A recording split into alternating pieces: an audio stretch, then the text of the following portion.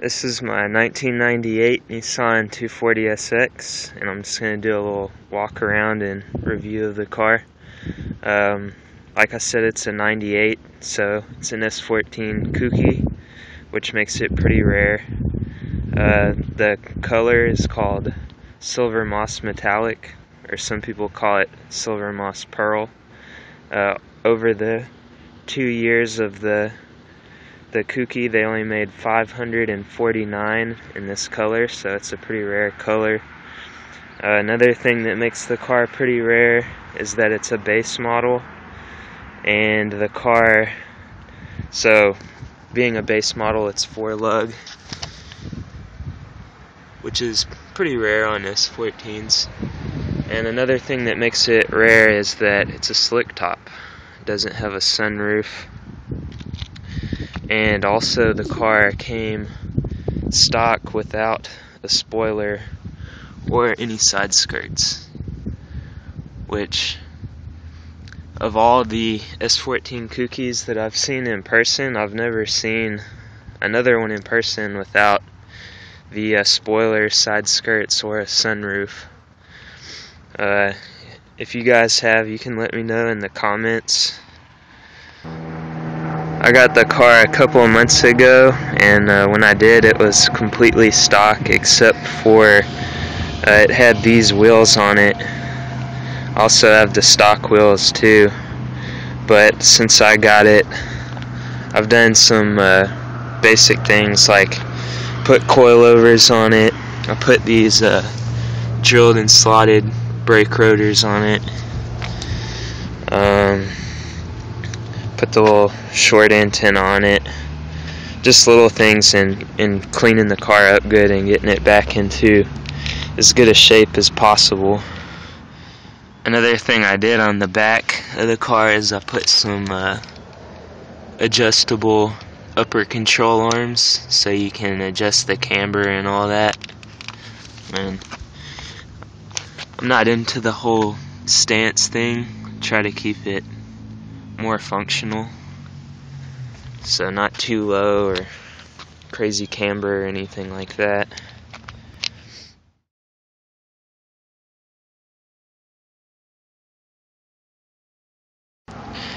The interior is also very clean. Unfortunately, it's an automatic, but from what I understand, only about 20% of the Kouki S14s in the US came with a 5-speed stock, so it's pretty rare to find one stock with a 5-speed. And also the car was just in such good shape for the price that I couldn't pass on it, even with it being an automatic. I got the car for $3,500, which for an S14 Kouki's pretty good. The back seat, I just have it folded down. That's what it looks like in the back. It's really clean too. Being a base model, it has the black gauges instead of the white ones. And when I got the car, the tachometer didn't work like a lot of S14s. It just kind of had a mind of its own and was all over the place. But I've since fixed that, and I made a video on it, so if you have S14 with that problem, you can see how I fixed it. It's not that difficult. Everything else in here is completely stock. Still has the stock radio. It's got a clean dash in it, no cracks. Overall, very clean. Also, I'm going ahead and starting to collect the 5-speed parts as I can find them. I've got a clutch pedal and a brake pedal and the master cylinder and a few other odds and ends, and I'm just gonna, as I find them, pick them up. And I'm not really sure what I want to do yet engine wise, because where I live we have emissions testing, and with it being an OBD2 car, that eliminates any chances of doing like an SR or an RB or anything like that. So it's pretty limited. I mean, you can either do a basic 5-speed swap on the KA, or you can do like an LS1 or something like that that's also an OBD2 engine, but I haven't decided yet, so I'm just going ahead and getting the basic parts for the 5-speed swap, like the pedals. I still have to get the little trim piece that would go around the shifter and stuff like that, so regardless of what engine I decide to go with, I already have the basic parts that I need to swap it to a 5-speed. Another thing I'll say about the interior, if you're looking at getting an S14, or maybe you're trying to decide between an S14 or an S13, I've had an S13 before. I had an S14 Coupe that I put a Sylvia front on, and it was a fun car, but the S14 overall just feels like a much nicer car. It feels more refined. And like the seats are a huge improvement in the S14. They've got a lot larger bolsters and they're more narrow, so they grip you a lot better. The material's a lot better at gripping you. They just hold you in place a lot better than the S13 seats. But like I said, overall, I mean, both cars are a lot of fun, but the S14 is just a much more, it feels nicer inside, I'll put it that way.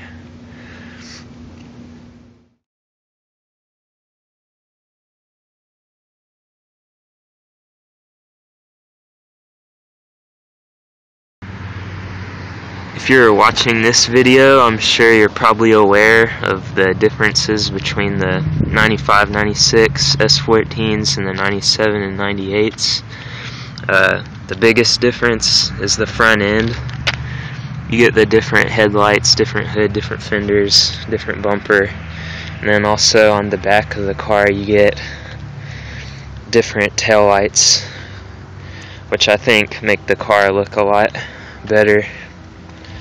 I really like the Koukis, and I know a lot of people that have Koukis like to put the like the JDM front bumper on it and all that kind of stuff, but I like the US bumper. I mean, it's rarer than a Sylvia front bumper, so I don't know, I like rare stuff. I'd rather have the more unique front bumper, and I think it looks good too. I don't think that the Sylvia bumper looks a lot better or anything like that, and it also makes it look more like it's a real Kouki. I mean, I know when I see S14 Koukis that have all the like the JDM front bumper and headlights and everything, the first thing I always question is it a real Kouki or is it just a 95, 96 that somebody changed the front end on? So because of that, I think I'm probably going to keep the body like it is. I mean, I think it's a good looking car, and I just don't see a need to pay a ton of money to change it to something that I don't think makes it really look any better. Alright, so here's a look under the hood. Just like the rest of the car, I mean, it's pretty much completely stock, except you can see the tops of the coilovers that I put in it. And I also painted the cam cover like a wrinkle black finish. I think it looks pretty good. I sanded the letters off. I'm probably going to wind up sanding the rest of the letters, but I thought I'd leave it like that for a while and see what I thought about it. But other than that, it's all stock. Still got the stock exhaust, the stock heat shield on the manifold and everything, which is kind of rare. Stock air box. As I'm sure you probably already saw, the car still has the stock exhaust on it, so it's really quiet. I'll go ahead and start it up so you can see what it sounds like from the inside of the car. It's really quiet. And like I said, I fixed the tach so you can see that working. Go ahead and take it for a little spin.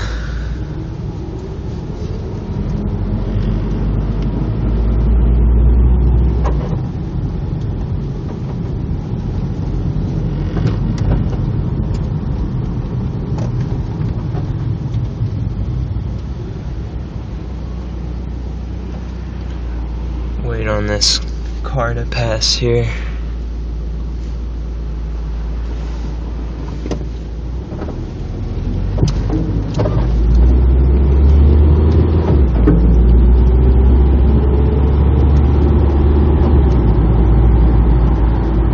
But like you can see, it's a really smooth and quiet car.